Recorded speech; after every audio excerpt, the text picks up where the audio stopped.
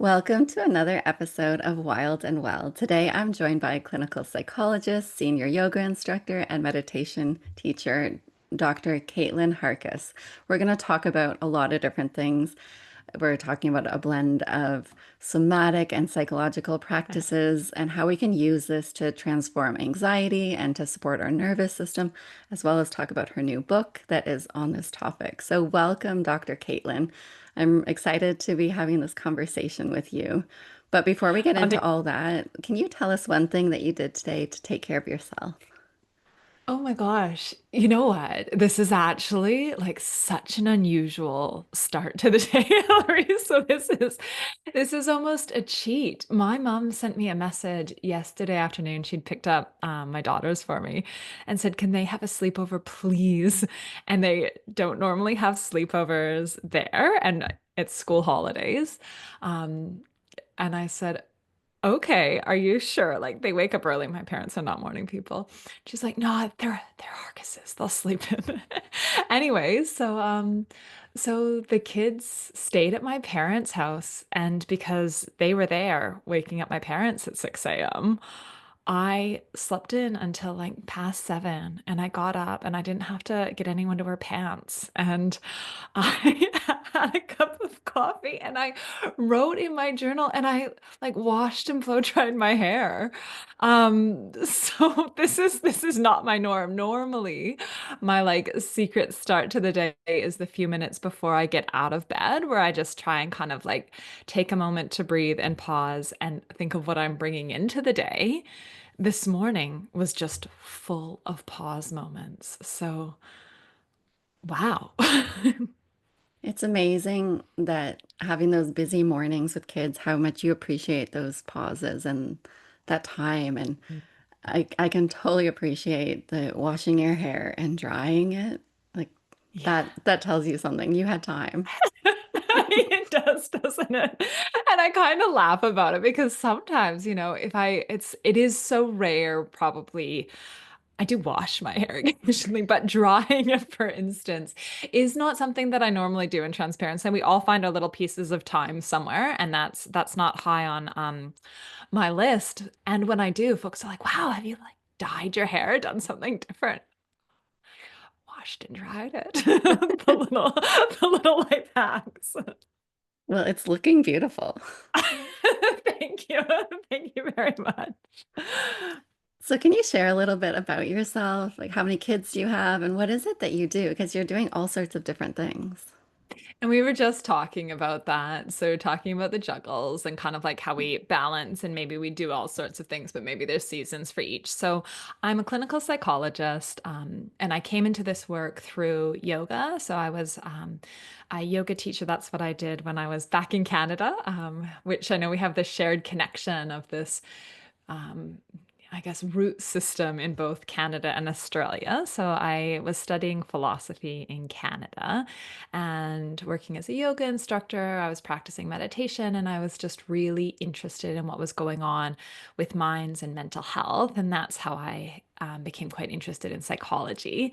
I am very blessed that my mom is Australian, so I have dual citizenship, and then I came to Australia to explore and do my what would it be called? A graduate diploma. That's what it was in psychology, and ended up staying, doing my master's, PhD here, and actually looking at whether yoga could be used as a clinical intervention. For emotional distress, for symptoms of anxiety and depression, and using some epigenetic, like biological measures as well to actually see what's changing in the system. And this is where I think my interest in the body somatics really starts to build, which is what I really like to focus on and explore now. And my upcoming book, or I think maybe when this episode goes live, the book will also be circulating out in the world, the somatic workbook for nervous system regulation and anxiety management. That's been like something that's been building for years and years. And as we were chatting about having young people in my life, I've got two kids. Gorgeous little girls, and I work in clinical practice, and then writing and podcasting, and these things are all part of the mix, but not all at the same time. So it's there's many parts of me and I like to try and find I suppose this version and an essence that shows up in all of them while simultaneously recognizing that there'll be different seasons where I'm more in that mothering mode or different seasons where maybe work or a project is taking a lot of energy or attention. So yeah, so I'm me with many hats. Yeah, I like that you speak about that, that there's seasons that we're doing certain things. And because often when you look at people online, it looks like we're doing it all, but Yeah. we're not. We're doing a lot of things. Life is full, but Yeah. we have priorities and we have focuses, and maybe our hair doesn't get dried most days, right? Absolutely. Yeah. And it's so interesting, isn't it? Because someone might see you in one area in your life and have like a sense as to who you are, what you're doing. And in another area going, oh, like it might be like a slightly different impression because we do kind of show up and make these trade-offs and kind of try and like all humans try and find our way through as to what are our driving factors and how do we do that with integrity because I don't know that our values necessarily are in competition with each other, but I think to honor our values we do have to make trade-offs. Like the hair one I know is a superficial one, but it is this trade-off, right? Like I would love to have my hair looking amazing every day. And I might also value those few moments that I have in bed or having a little bit of a later alarm because I know that will give me a bit of extra capacity going into the day. Or, um, it might mean that, yeah, I can't actually, we were just talking about there was a pause on my podcast for quite a while, and the regularity of these things really had to decrease while I went into like hibernation for writing. And it would have been lovely to have done both, but that might have also meant that I couldn't then pick up the kids from school on the days. And that's really important to me. So it's kind of this shifting and going, okay, well, where does the energy go right now? Yeah, it can look like it's a values conflict, but it's almost a prioritizing of priorities in your life, right? And you can still maybe have the Yeah. same underlying values, but it's what you're dedicating that energy to. Absolutely, how we're expressing it. I always really like how Steve Hayes, so for listeners who might not be familiar with his work, the founder of acceptance and commitment therapy, which is, I think, an incredible therapeutic approach and one of the first to really bring kind of so much heart and essence into a therapeutic framework whilst also building this incredible body of evidence-based research and structure around it. He always kind of comes back that the ultimate value, like the whole purpose, is just love.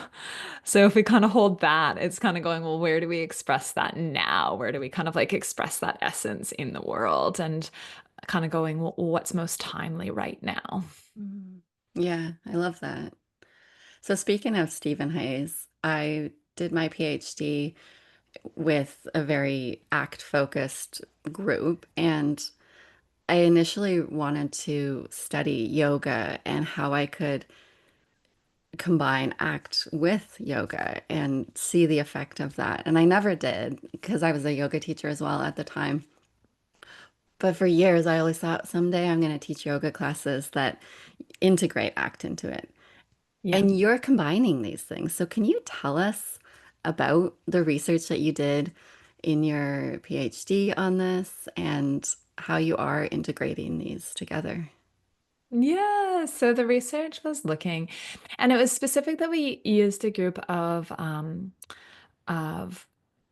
well, really like cisgendered women because we were taking blood measures. So it was around kind of making sure that when we were doing this smaller sample of bloods that we had enough to be able to kind of check effect. So if it was just a few different folks and if different hormonal balances were in play, we couldn't have done these measures. So it was this group of women and they did there was an offering to do twice weekly yoga classes, and because of where everyone was at in their lives, it was 35 to 65 was the age range. Most folks would get to one yoga class a week. And over the course of, my goodness, I'm going, was it 12 or 8 weeks? I'm pretty sure it was 8 weeks. Um, we saw like changes in terms of perceived stress, enhanced connection, like decreased symptoms of anxiety and depression, and changes in some hormonal measures. So, particularly from the epigenetic analysis. So, epigenome, epi means on top. So, when we're talking about genetics, we don't change our genes. Like, we come into the world with the genetic structure that we have. Where there is shift over the course of our lifetime and is really related to our lifestyle, to wellness factors, is our epigenome, which is on top, and that determines what proteins, what cells are expressed, and that has real influence on our health status. So we can turn on genes related to health and well-being, and we can turn off gene expression related to illness, if that makes sense. And it's, there's a myriad of genes that would be related to this, but to simplify it, just think of it like a tap, like you turn on or you turn off. And we found shifts in tumor necrosis factor, which is an inflammatory marker in our body. And what's interesting there is that there's also been a lot of research looking at tumor necrosis factor specifically in the vagus nerve, because what we were seeing with like strong vagal tone. So our vagus nerve is a big nerve. It's really related to the parasympathetic nervous system, so the rest and digest response. And vagus kind of comes from vagabond, wandering. It means like it wanders all through our body and touches big areas. So it impacts, our facial expression, our voice, our breathing, our heart, digestion. And when folks are struggling, they've done these really cool and bizarre studies where they put like a magnet under the vagus nerve, and then you like run the magnet back and forth over I guess the other magnet. Bear with me if I'm a bit crass in the specifics of this. It's been a while since I've read the research, but essentially it's like contracting the vagus nerve, and the vagal tone is like a marker of strength. So the same way you might do bicep curls to build your bicep strength, like moving the vagus nerve, contracting the vagus nerve builds its strength. And in these studies, we found that that decreases depressive symptomology as well as like inflammation related conditions like rheumatoid arthritis. And that there's this mechanism where it seems like the tumor necrosis factor is what's communicating or changing in terms of that vagal structure, the nerve kind of telling the inflammatory markers to turn on or turn off. Like there's a connection loop there.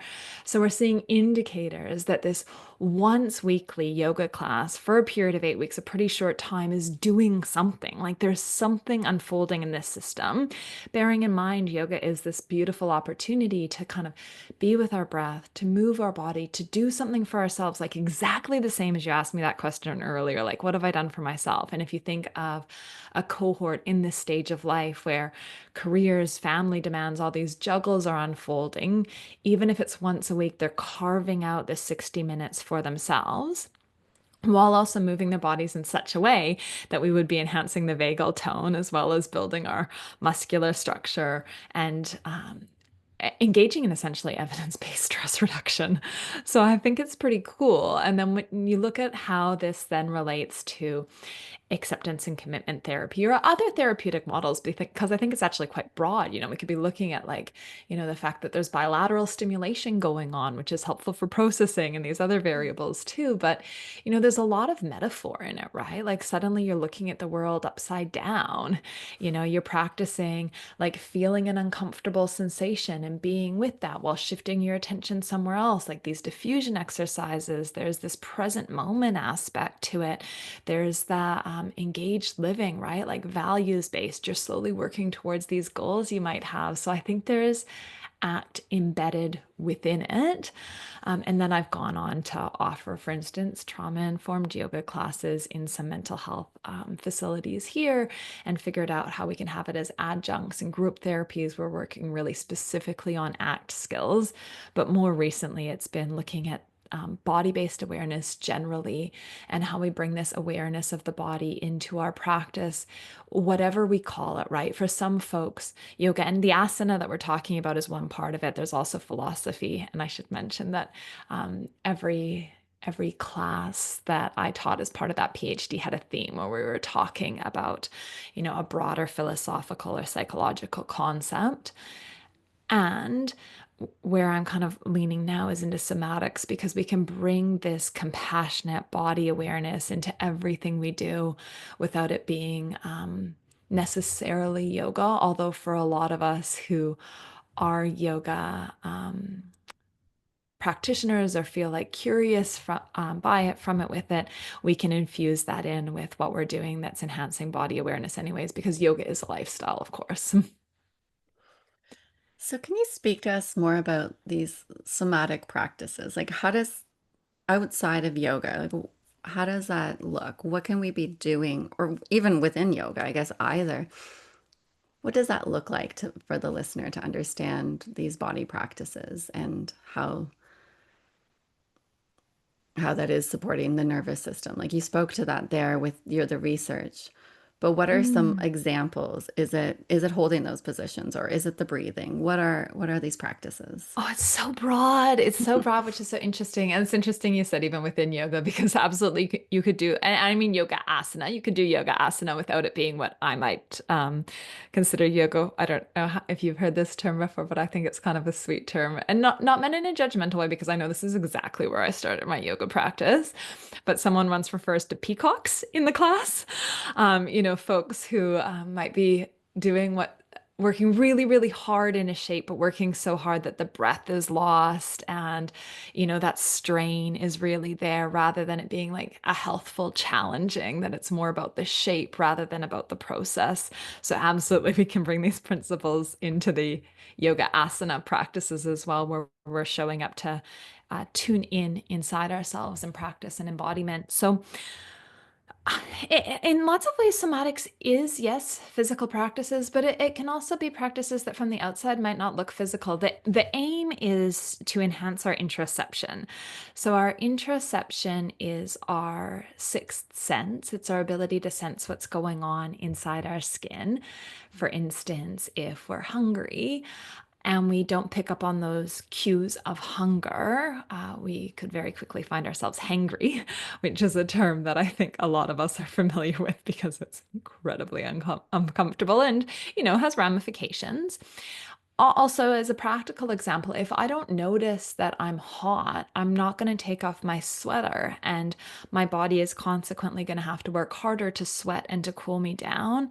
And or it could lead, for instance, to me overheating and passing out. Like there can be consequences of not noticing that. Or if I'm cold, if I don't pick up on that, I'm not going to put the sweater on to keep me warm.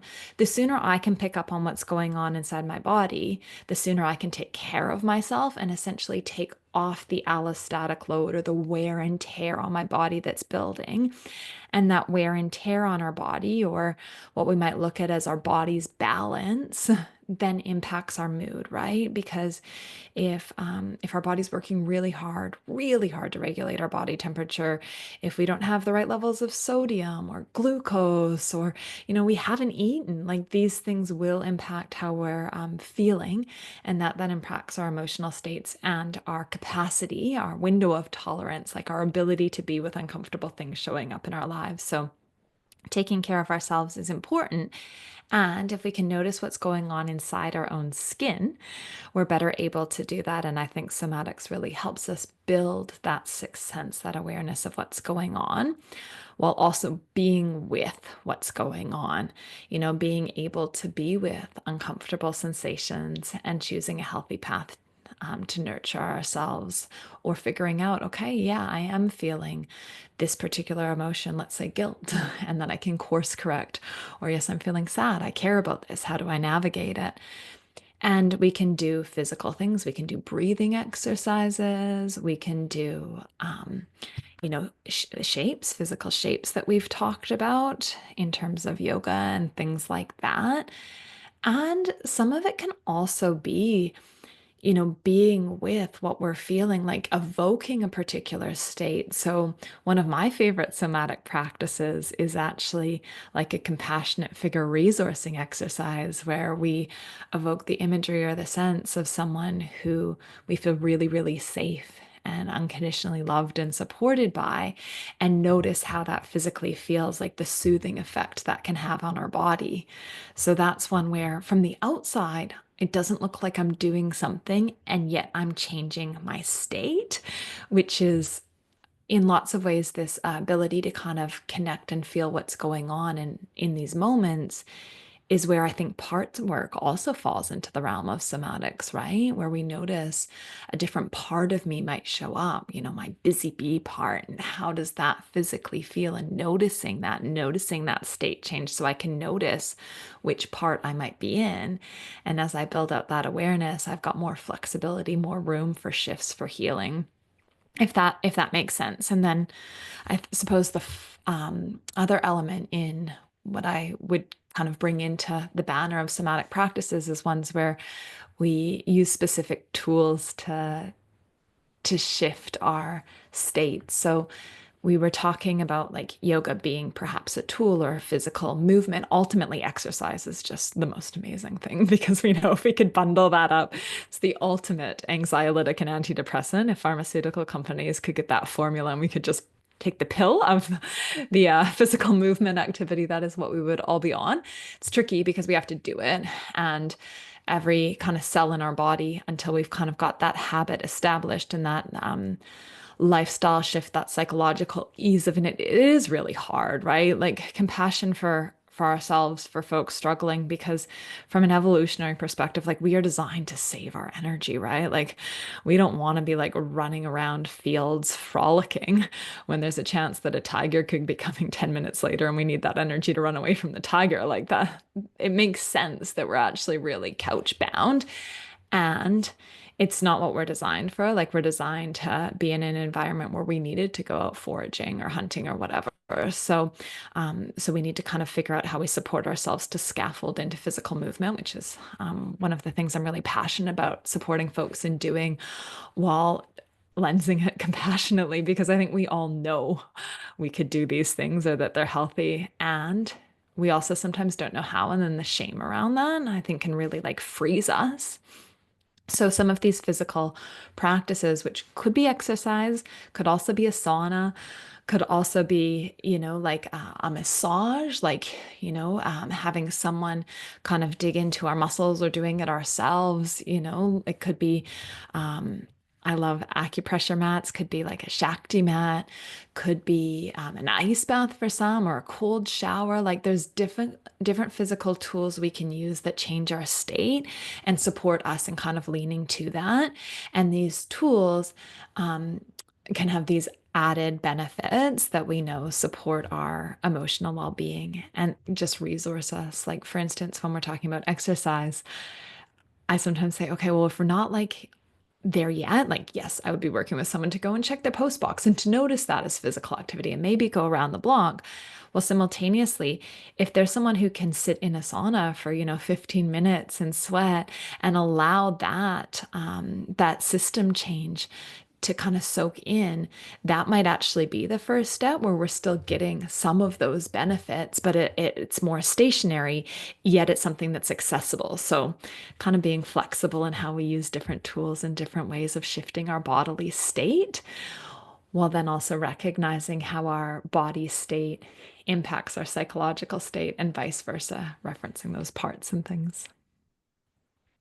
And how do we, going back to that introception, how do we work on that? Because I see that in a lot of children where there's no, I shouldn't say no, but limited sense of what's going on, not Mhm. understanding when they're hungry or they're tired, or like you say, if they're hot or cold, and being able to adjust for that. What are some ways that we can build that skill, whether it's in kids or adults? Well, that's just it. I think it's important to remember we can build it. It's not that we've been dealt this hand and this is where it stays. So I think holding that hope and that growth mindset for ourselves and for others is really important. Some of us are more attuned and more sensitive, right? We fall on this spectrum of sensitivity, and that might be to the environment around us as well as what's going on in our own skin. Some of that is neurobiological, and we have a range in which we're going to be attuned. Based on our sensitivity levels, our wiring. And so, kind of accepting that it's not going to be the same for all of us, and that's completely fine. We can still enhance our interoception in healthy ways. And it's tuning in and checking in on what we're feeling. Like, the emotions wheels or things like this can be really helpful in learning to name and to label what's going on, taking really general to really specific. Like, I'm feeling angry. And actually, if we get to the core of it, might be actually we're feeling humiliated. It's kind of going, well, what's actually going on? Because once we can kind of label it, like name it to tame it, to use kind of the catchphrase, that can be really helpful. And noting how that feels in our body. And this is where, for kids, for instance, they're stomping their feet, they're thrashing around. We might be saying to them, oh, I think that you might be feeling really angry and also really upset that your toy got broken. I wonder if you're also feeling really sad, and we're kind of supporting them to build out their emotional literacy. And we might have struggled with that. This is different than the kids example, but, if we grew up as kids and we had someone saying, like, oh, stop crying, I'll give you something to cry about, or just put a smile on your face, or you're fine, don't you even know how lucky you are, right? We're learning to shut down our emotional state because we're learning that whatever we were feeling was not acceptable or it was bad, or, we should be feeling something different. So, this isn't okay. And we disconnect, and then it's something that we need to build back, right? Like working through that awareness and building it back up and processing the fact that maybe those needs and that emotional education wasn't provided early on. The fact that these are kids that you referenced in your question is so hopeful, right? Because we've got so many opportunities in years ahead to start building this earlier than when we're sitting, in therapy a number of years later and we're like, I don't know what I was feeling, where I was feeling this. And we look at the situation and go, oh, okay, interesting. Like that's what you were feeling. I wonder if there could have been some steps in between. Um, but as kids, it's helping them understand what's going on. And we've got all these beautiful resources now, like emotions books that talk through emotions and feelings and normalizing and helping them have words to it. And even noticing, well, where do you feel that in your body? And when someone's really heightened, right, we're not going to be like, oh, what are you feeling in your body? And, it would be such a disconnect. But waiting until someone's more calm, or like being present with them in whatever they're feeling, and letting folks know that we're there. And even if it's from a distance, because that might feel safer to someone who needs more space.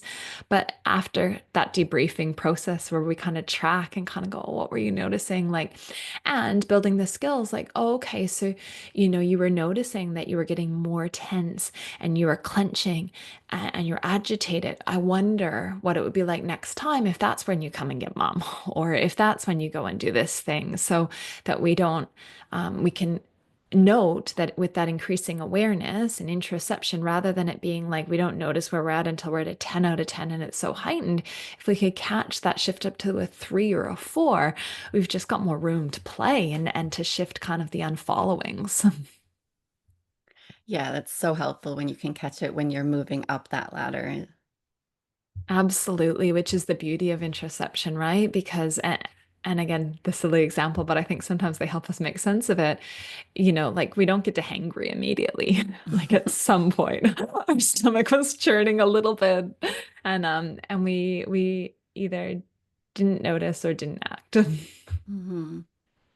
Yeah, I did my PhD. I didn't end up doing it on yoga like you did, but I did it on an interesting topic, and it was about that emotional identifying and how that affected relationships and friendships. And before that, I had an idea that emotions were like emotional regulation was very important, but I didn't realize how important just identifying, just putting that word, that label to what you're Mm. feeling, that can transform everything. Sometimes you don't have to do any of the steps afterwards in emotional regulation. It's just that labeling that's enough to create space between you and that overwhelming feeling, whatever it is, and know that like it's not all encompassing anymore. It's just this word, it's just this emotion. It's incredible, isn't it? Yeah, absolutely. I love that you said it like that because yeah, it's a label is so powerful. Language is so powerful, right? And I think in that labeling of the emotion, we can even jump into like Pema Chandra's metaphor of like you are the sky, everything else is just the weather. And if we can see, okay, well, it's this cloud, it's this sensation, it's that humiliation, or it's that frustration, or it's that grief. Like if we can see the cloud, we can see the emotion, we kind of see ourselves as something separate. We can hold it, we can watch that weather pattern shift and change. And what would you suggest for moms that are listening that are just feeling a lot of overwhelm, a lot of stress, a lot of anxiety? Where do they even begin? Is it just Oh, I checking in with what they're feeling? Is it just breathing? Like, where do we even start? I mean, just to be clear, if we're at a 10 out of 10, like leaning into what we're feeling can sometimes be like floodgates. Sometimes we need to like move that energy first and then kind of come back in. So if we're kind of going, well, like it's so much, I'm at a 10 out of 10, it might be that we do something to down regulate first. And I'm thinking of, someone who is in that, like, there might be a situation where we're at home, we can't really go anywhere. It's like, well, what do we do to shift our state in this context? The dive reflex is a really useful tool just to kind of very quickly get a win. So, what that is evoking our mammalian dive reflex. So, we are mammals. We have this beautiful biological wiring. It comes embedded with that urge to stay on the couch and the fight or flight, our freeze response. But one of the things we have is that if we were to fall into water, our system really shuts and slows like cold water. And I love we can actually use the Canadian reference because I use it here all the time. And I'm like, I just have this in my head. I have this vision of a deer running into like a river, let's say running away from a bear or something. We don't want that deer to be like thrashing around and like taking these big gasping breaths and swallowing a bunch of water. Like the deer like slows, the breathing slows, it can make its way to the other riverbank and kind of continue on with its lifespan. If we put our faces, submerge our faces into like a bowl of like ice cold water and hold our breaths for a period of time, our system evokes this dive reflex, which means like our heart rate slows, our whole system kind of slows, the blood retracts into our core rather than in our extremities, like into our big muscle groups, our arms and our legs, which is the fight or flight response, right? Because we'd want our muscles to be really ready and activated if we needed to run or to fight. That blood retracts inwards and everything slows. And that essentially simulates like a relaxation response. And then as we're settled, then we can figure out the what to do next. So it's like getting a bowl, filling it with ice cubes and water, submerging our face. If we want maybe a less messy version, it's one of those soft ice packs. You can put it over your face, over your nose, and that soft skin under your eyes. Tilt your head back and hold your breath. The caveat to this, if you have heart conditions, because it does slow our heart rate, please make sure you're kind of checking with your GP. And if you feel faint, again, checking with a GP because it can relate to what's going on with the heart. But if you've kind of got the sign off, that's a really easy way to just shift the nervous system state to down regulate and then to figure out what to do next. Because when we're at a 10 out of 10, well, we can't think clearly, right? Like that survival response means that when we're like overwhelmed, when we're panicky, we don't have blood going to our prefrontal cortex. So when we're thinking it's just like looping thoughts, it's not that we're going to be effectively problem solving. That blood's being redirected for a survival response. So of course we can't figure it out. We need to figure out how to like step down first. So the dive reflex is really good. Doing some push-ups against the wall, jumping jacks. If you can get outside, take your shoes off, put your feet on grass, pavement, whatever, like get out, look up, and move. And then dynamic breathing exercises. So doing slow, gentle breathing when we're hyper aroused. It's like, again, we're going to feel like a failure because we're like, it didn't work. I'm like, of course not. Um, like dynamic breathing exercises. So if someone has a breath work practice, that's something that they could try. There's some dynamic breathing exercises in the book. There's YouTube. Like there's lots of places to learn things that are more stimulating because we want to start with high stim and then step down. So something sour lollies would be one that maybe mums would be able to kind of like hide up high, warhead candies. Something really intense that's going to kind of give us a system burst would be a useful place to start. And then if we're kind of talking lower level, we're moving down the ladder. Figuring out what we can do within the bounds that we have. Like, I don't know how you found this, Laura, but I always find like this 5 a.m. club. It's like an interesting idea. And when you've had a kid in your bed all night, or you got up to like change their sheets, or someone was vomiting, or just, something was going on, even if it's that you stayed up late because that was the like 10 minutes you had to yourself all day. And the idea of getting up at 5 a.m. and being part of this successful club, like, I have not received an invite for it.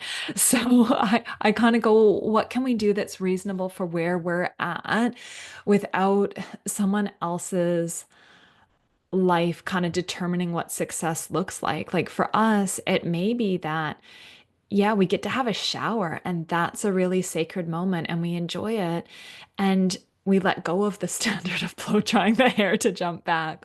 Or maybe it's okay that, if our kid will wear that really ugly pair of pants and they will wear them out of the house, maybe we don't fight that battle, right? Like maybe we don't need them to wear the really cute pair that we'd hoped for and spent a small fortune on. Like maybe we can choose where we're going to kind of emphasize putting our energy right now, like what's meaningful for us. For someone, and it's like a family photo day, that may be the hill you want to die on. Like you may want them to wear those pants, and it may be figuring out how we scaffold for that, but maybe it's not too.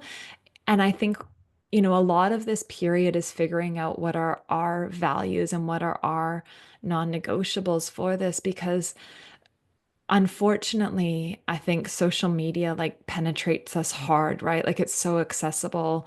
We're overwhelmed. Our phone's right there. We're going to scroll because it's in some ways regulating. And then we're going to see someone like wearing white, sitting on a mountainside with their glorious children, looking peaceful as. And then we could very quickly feel like a failure because that's not what's going on. And maybe the two of us can be like transparent and sharing like that's not my daily. Like you're gonna walk into my house and see like a pair of underwear, child's underwear, not mine, like, on the kitchen table or something, and like these boxes and piles everywhere. Like it's chaos.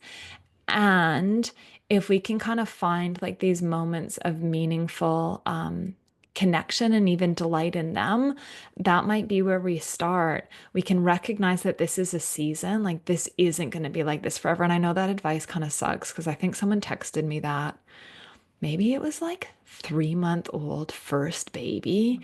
And I think it was a friend in Canada. I might have got the message at night, like, oh, it's just a season. And I was like, cuss word because like it was not feeling like a season. And holding that, and equally, time does shift and change. Like it's a hard paradox because I know that was meant in a really beautiful way. And right now I can see that. And I would probably be guilty of saying the same thing. Well, at the time, it's hard. And maybe when we, as you said, like label what it is, like it is challenging, it's exhausting, it's selfless. And yet we can't let go of our entire self for it because then we can no longer serve.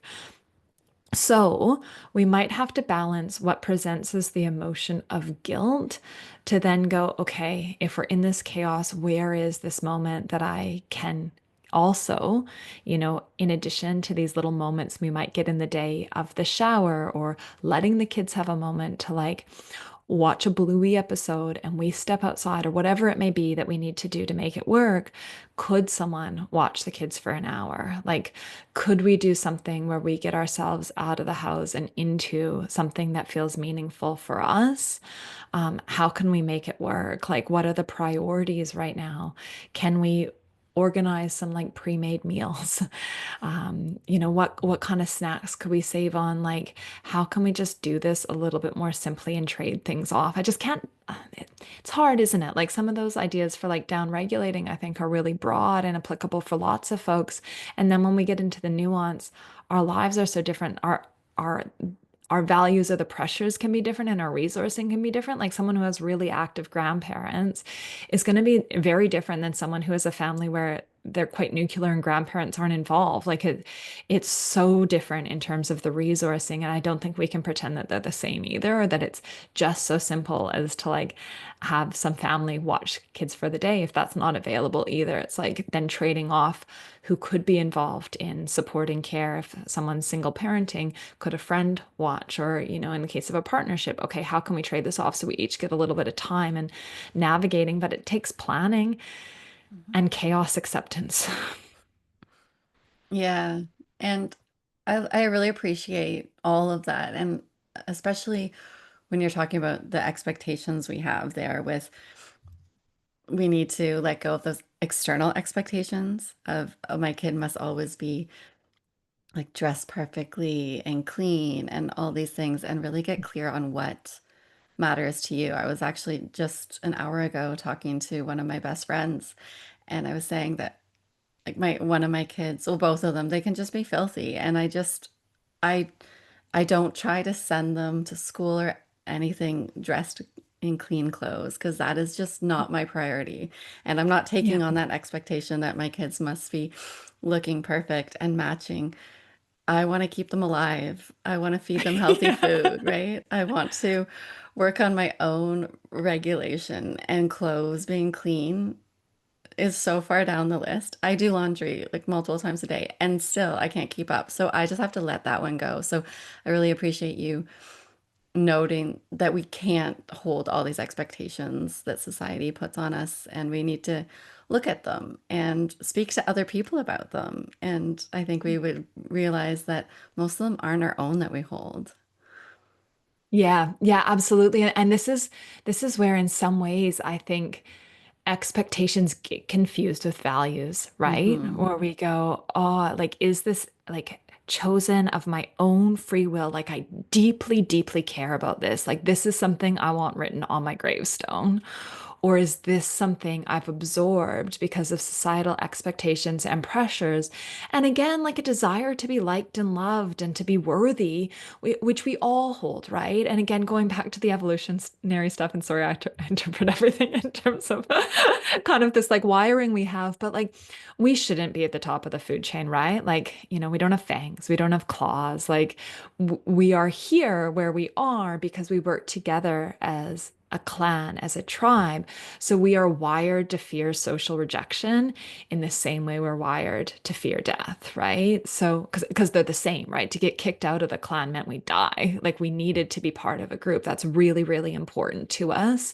And this is why folks will often rate like public speaking right up there as scary as death itself, because there's this fear of like judgment.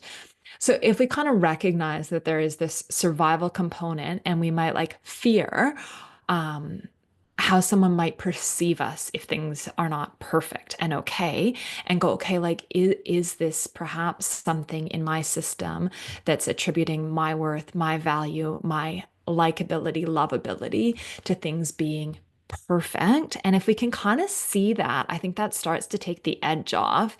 If we can recognize, yeah, what maybe our system has taken on that's not actually ours and freely chosen. And then maybe connecting, it sounds like you openly share, I openly share, like, if we can understand that other folks are kind of in the same boat and that actually there's humanity in things not being perfect, and there's probably more connection in that, maybe then folks can kind of like tolerate the initial discomfort and get that feedback that actually the moms at pickup will still talk to you and include you when your kids are in their like dirty, ripped clothing, and it's fine, And I know that's a superficial example, but maybe just to get people thinking around like what's driving this? Like, what's my panic in this? Why does it have to be this way? What is this? Is this something that like really feels like in my heart of hearts to be true? And when you reference good foods, like I know that's an area that like you work so beautifully in and care so much about. Like, yeah, it is important that you go, my kids are nourished, you know so much about it. You are likely going to be kind of acting from a values-based place when you are prioritizing setting that time aside to do the meal prep or to plan or research whatever is involved there, because that's meaningful versus, stitching up or, figuring out the clothing situation. As you said, like that's not your priority. And how can we get more clear on our values? You talked about quite a bit of it there, but is there something that you take people through? I imagine you use, and since you use ACT, you're going to be using values so much of the time, and you've brought them up a number of times here. But if somebody's listening and they're thinking, I don't know what my values are, is it just becoming aware of those expectations and assessing, is this mine? Do I want to take this with me, or is this coming from the outside? Where do you recommend people start with getting clear on their values? I could give a couple of exercises and then maybe folks can go away and figure out which one works for them. So the first one is I reference the gravestone, but like it is, either that for some folks feels tricky. So maybe let's just do the 80th birthday party. It's your 80th birthday party. Like, who are giving the speeches? Like, choose three people to give speeches. And what do each of those people say about you, right? Like, what are the things that they talk about that have them showing up here today at your 80th birthday? Like, what are they sharing? And when you kind of go through, like, who are these people, like imagining them, what do they have to say about me? That might give you clues as to who you want to be.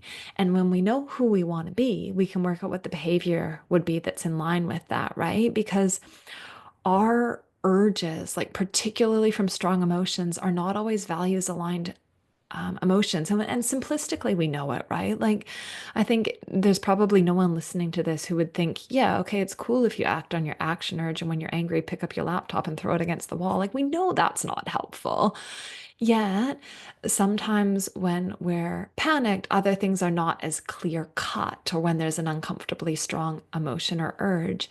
Yet, we can figure out what our effective behavior might be to do, regardless of the emotions that are there, if we know what our values are. We call that values kind of congruent behavior. So, that might start to give folks a template.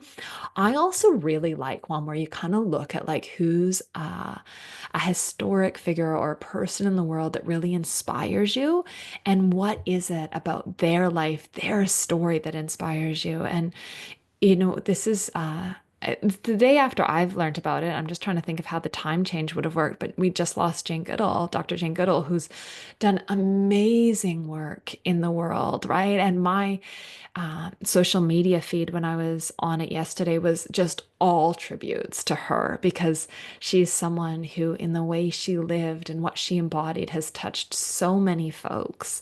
I think she would be a beautiful example, perhaps, of like the things that I hold true because I was affected by that, but also really interesting because what's really clear is that the folks that are in my circle are also touched by this, right? That there's probably shared values, which is why we're in community anyhow. But kind of choosing someone, maybe Dr. Jingle, or maybe someone else that folks go, what is it about their life that's so inspirational? And then we write it down, right? Because it might be different people where you go, yeah, this person, I really admire this, or I really admire this here. And we note it and we go, okay, so these are the things that are important to me. And then another one is to kind of go, what are the things that like cause me pain? Like, what are the things in my life that are most painful to me, like that hurt the most? And as again, Steve Hayes says, we hurt where we care, right? So if we can kind of go, these are the things that are really, really painful, that break my heart. These are the things I care about. So it kind of tells us what our values are as well. So folks might like to grab a journal and kind of go through their 80th birthday party, those three speeches, who are the folks in life that are inspiring to them? What is it about them? And kind of note the areas where they hurt. And I think that'll give them a pretty clear path as to what their values are and what behaviors might allow them to express their values. And in that, remember, like values can be expressed at any time. Like it's not a goal, right? It's not like, okay, well, I start tomorrow. It's like we start right now. And it's not a destination. Like goals that we have may take us, may give us an opportunity to express our value, but they're not the end result. So I think I'm sure we're both alike in this. Love metaphors. Metaphors are the joy of act. Um, if we take the metaphor of our values being our true north on our compass, that tells us how to get north, like how to ultimately get that headstone that we're looking for, if I can put it so crassly like that, but how to live a good life.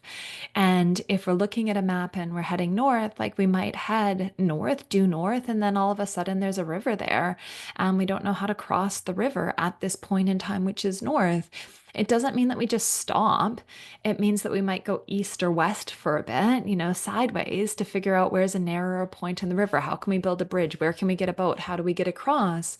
And keep going. And then maybe we get to a mountain and we go up it. That's our goal. Our goal on this map to take us north is to cross that river, to go up this mountain, and we go up and it's a terrible snowstorm and it's unsafe. Like it's no longer something that is possible for us. Does that mean again that we just stop? We go, no, well, we'll make a new goal. Like we go east to this spot and then we move around to go west and then we go north again and we continue building new goals with flexibility because the goal was never to climb the mountaintop. The goal was to go north. Hmm.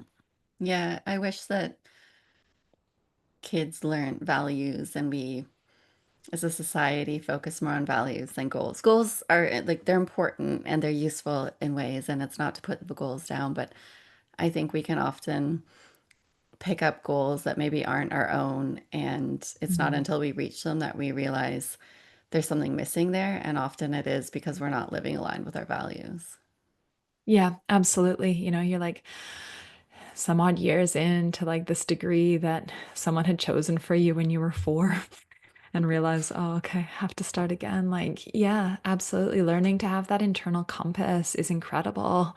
Like knowing what is true in our hearts, true for us, I think is one of the most powerful gifts we can have. And maybe that's part of when we go back to that conversation around parenting, teaching our kids to listen to themselves. And there's been big shifts, right? Like even, I think rather than, I'm proud of you, checking with kids, or how are you feeling about this? What do you like about it? Like starting to build that internal voice and ability to, cultivate one's sense of pride in our own work, to reflect on what we like, what we care about, which pants we want to wear, right? Like there's a real opportunity there for us to kind of as parents build that out for our children so that they've got more clarity in who they are as they're creating themselves in this world.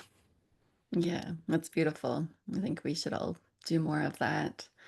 Yeah, And you're a for mom. ourselves. That's Yeah, right. for ourselves. Yeah. I think we have to start with ourselves before we can do any of these Mm, things for our kids, right? Like if our 100%. kids have really heightened nervous systems and they're dysregulated, we can step in and support them, but only if we have those skills ourselves, only if we're Mhm. taking those steps and doing these practices that you're mentioning. Otherwise, we just add to the chaos.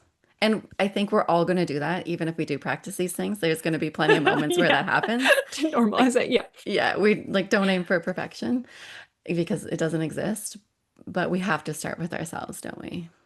Absolutely. Yeah, it's such an important reminder that I think, we can't pour from an empty cup, right? So we take care of ourselves to take care of others, and that is really meaningful work.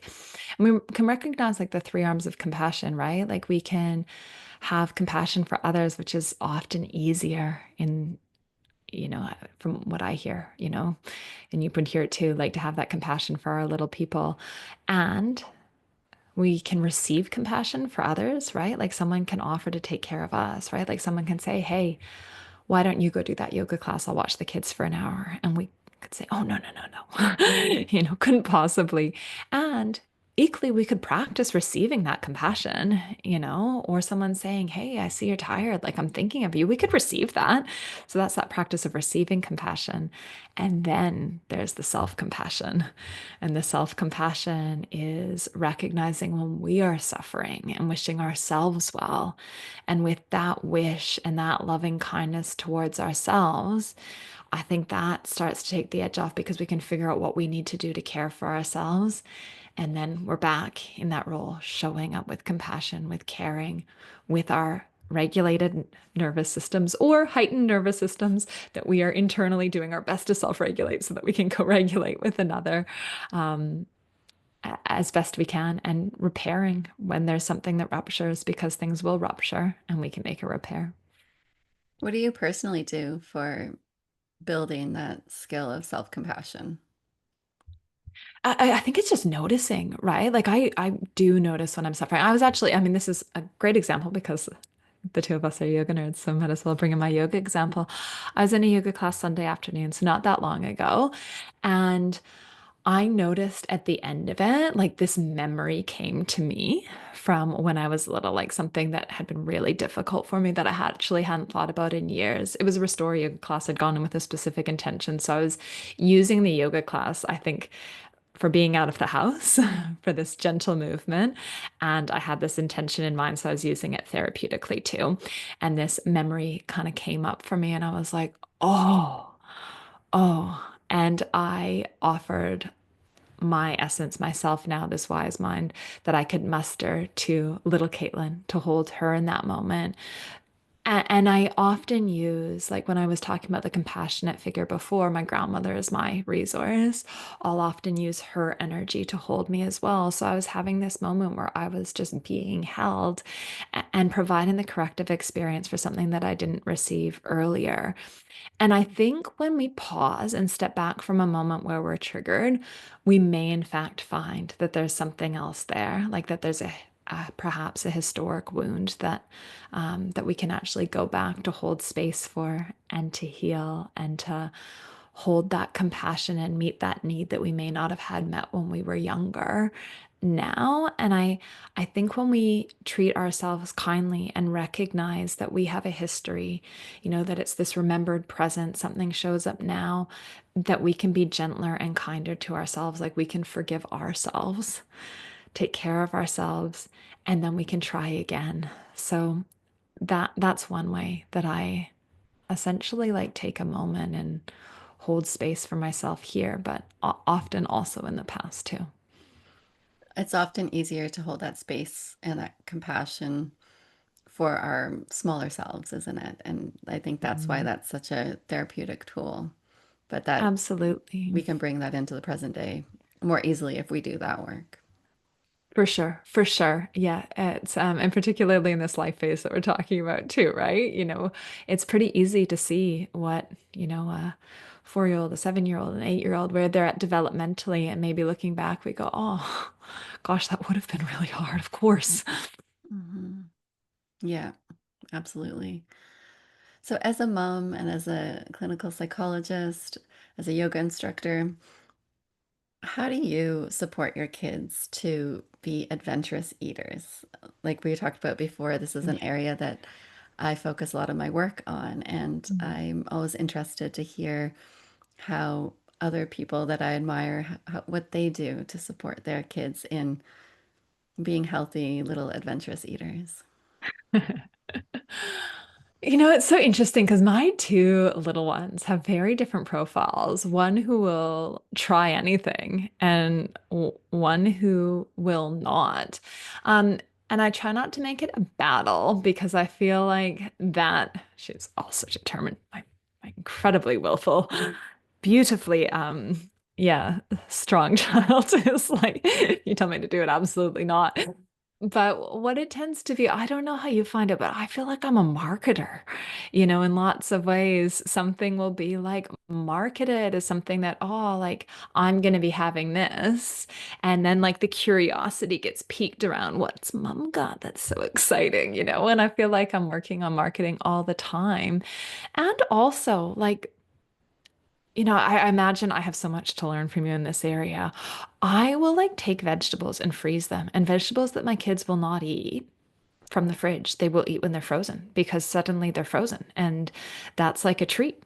So, like when they're really good, they're allowed to go get some, and I should be careful with using the word good, but like we phrase it as a special treat, or when you've done these responsibilities, your reward, as appreciation can be that you go and get some of those frozen vegetables. So, like I've been marketing on that, which is actually based on one of my like uni housemates was like super into spinach, like really into spinach and peanut butter.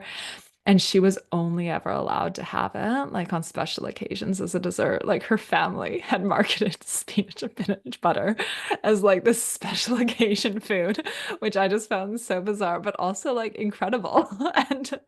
And so that's I guess like my creative element, but I imagine there is so much more that I could be doing. Oh, that's brilliant. I'm definitely going to start doing that. I mean, my kids love frozen vegetables like peas, but they're already Yeah. frozen, so that's a bit different. And Oh I'll no, they love take, those too. They love right. those too. But if you like chop them up and just like different sort of shapes and things, like it's so interesting that suddenly like freezing something and they're into it. And Mm. one of my daughters like loves cans of chickpeas. Like it's like a really special day if she gets to take some cans of chickpeas in her lunchbox. I don't know if that's me. I do eat cans of chickpeas, so maybe there was like a modeling in that. But like some of those things are not super high effort and they seem to work. I think that's the key. It doesn't have to be a lot of effort. I think most of the time the things that are lower effort are probably the best things.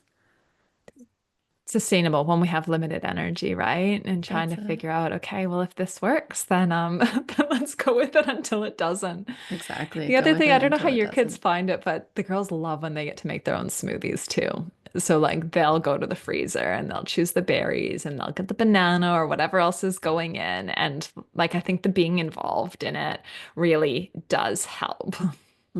Yeah. And some kids aren't ready to see the vegetables get put in. So maybe for them, it's starting with just having the smoothie. But Yeah. as kids tolerate them more, putting them in and recognizing, oh, I liked that taste already before I know the smoothie. Oh, that's in it. Okay. They're more open to trying them and being involved at any point with food, whether it's the gardening, the getting the food from the farmer's market or the grocery store, or putting the ingredients in the smoothie, whatever. Even just setting the table, kids are more invested. They're more likely to be a little bit more curious about it, at least. For sure. It's like that association. We got, what did we get from the farmer's market? What are those things? They're like, they start with an A. They're a vegetable. Artichoke. Is that? I think it's Oh, an yeah. artichoke. I didn't know how to cook an artichoke. They insisted on buying it from the farmer's market. So we went home and watched a YouTube video to like figure out how we were gonna like cook this artichoke.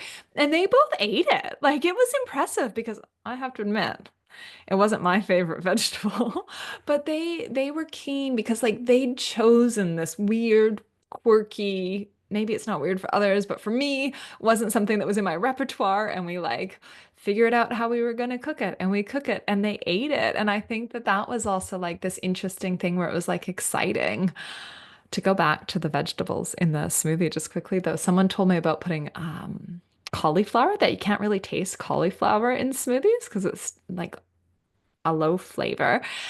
So I have been, when I make them, putting cauliflower in like frozen spinach, those balls, because they don't seem to be as strong a flavor as the fresh spinach, and then the berries, and nobody even notices. Yeah, it's amazing what you can put in there. Zucchini, avocado, Yeah. cauliflower, and the cauliflower is handy if you get it in like almost like rice cauliflower, so you can just put a little sprinkling in.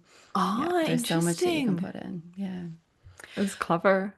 Was there anything that you wanted me to ask here that I didn't, or any topic that you think is really important that we speak to that we haven't yet? I think we've covered it. I'm glad we talked about compassion because I feel like ultimately compassion is what we need because when we get like shut down, like a lot of us get in these shame spirals, and when we're shamed or we feel like we failed at something or it's too hard, then we don't try. And I think like the antidote it is really compassion, right? Like we get so stuck in shame and can feel so alone in this. And it can feel like high stakes. And I know your audience is a group of parents in particular, right? Like it feels like such high stakes because like these are our most important little people. And like all our roles are important, but this is like a pretty incredible one, like arguably one of our I would say my most important. And so if it feels like we're struggling or something has gone wrong, we can feel really stuck. And I think the more and more we can lean into compassion and understanding and connection in that, I think that can help us to make the next move. And then being able to come back in and care for our bodies, like, yeah, I just think it's so powerful. And the reason I wrote the somatic workbook, this book for nervous system regulation and anxiety relief is really around like my experience is even pre-kids, and I was very fortunate in some ways to have suffered so much that I was actually sharing on socials the other day, the very first thing I ever bought on Amazon back in Canada, like years and years ago when Amazon was just books, was like a workbook, a CBT workbook, because like I felt shamed, right? Actually sitting home with a workbook felt a heck of a lot easier than trying to go to the library or find a therapist or anything like that. But in some ways, that's like an incredible gift to have suffered like that and to have had that help me figure out my purpose and my journey. And I think a lot can come from these moments of suffering if we're able to meet them with compassion and take action. So I think if we can more and more hold ourselves gently and recognize that we're all in this together, I hope that really inspires and seeds action. And with that sharing, right? Like shame Mm. just grows when we keep it to ourselves. But if we can share with those safe people about the struggles we're going through and about how we're showing up as the parent we don't want to be in moments, and share that with people who are compassionate to us so they can, Yeah. so that can feed our own. I find that can be so transformative. Absolutely, absolutely. And they can hear us, they can see us, and then we take steps and keep moving forward and growing because, yeah, we're all going to show up in moments to greater and lesser extents that don't feel aligned with who we want to be. And I think the fact that we can acknowledge that allows us to make shifts, right? If we can't acknowledge it, if we can't own it, it's really hard to make the shifts that will take us on that journey. So I think that's such a beautiful point that we open and then things don't fester and we can actually move forward.